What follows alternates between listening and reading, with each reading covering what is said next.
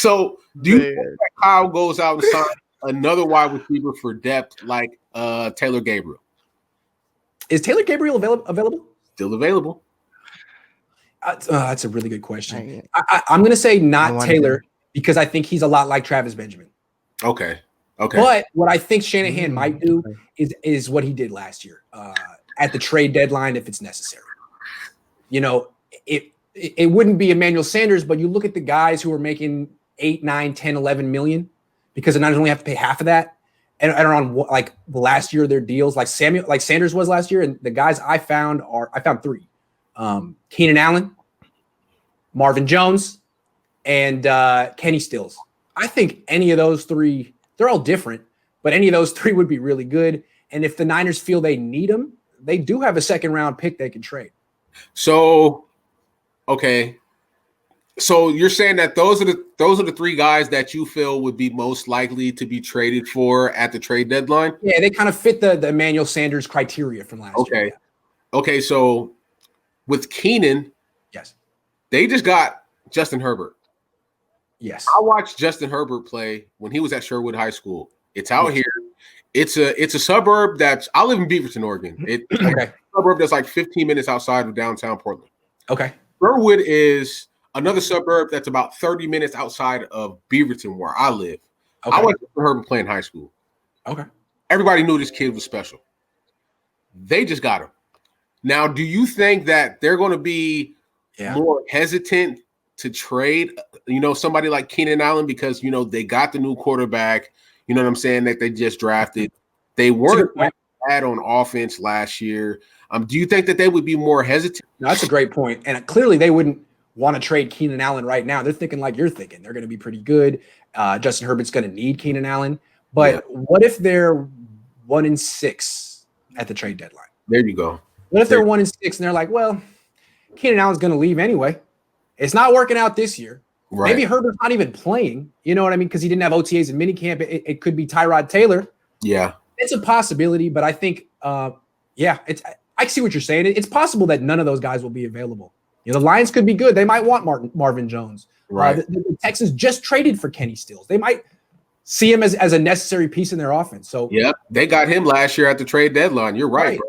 Yeah. So I don't know. It might be there may not be any Emmanuel Sanders out there. Maybe they might have to go sign Antonio Brown. Let's talk about it. I was waiting for that. Hey, look, I am tired of people talking like, bro, you got to look at this. Ray Lewis caught a body. Ray Lewis caught a body, bro, and he stayed in the NFL. You can't say that on YouTube, man. He's going to come find you, man. Hey, the sweatsuit. If he really caught that body, you be careful. The sweatsuit that he had disappeared, bro. It did. It did. It really did. It's true. It's true.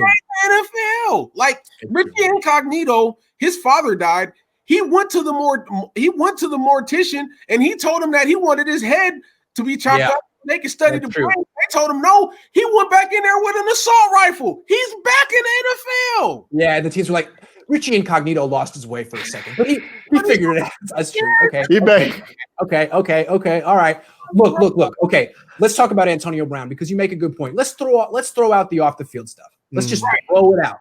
Right. The reason I think that it's a questionable fit on the 49ers is because the 49ers still are a run-first team, and there's always going to be those games where they can run the ball 45 times and win, and they want to do that. Yeah. And I don't think, as great as Antonio Brown is, I don't think he's exactly a team player, and I don't think he'd be cool being on a team that runs 45 times. I don't think he would be cool with that. Yeah. I just don't. I think he would complain after a win in that situation. He needs his stats. Yeah. He wants to be considered one of the greatest wide receivers of all time, and he's in the conversation. His numbers put him right there, and I don't think he would settle for being, on a run-first team. But I could be wrong. He doesn't really have many options right now. He doesn't. He doesn't.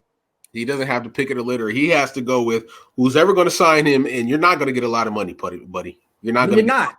You're not. You might get. Did you guys watch Hard Knocks last year with the Raiders? I did. I ain't gonna lie. I did. Yeah. I did a little. Yeah. I mean, they're being all patient with him and being. He didn't want to be. It seemed pretty clear from what I saw. He didn't want to be there. He didn't want to be there. Yeah. He wanted to go to the Patriots. He made that little.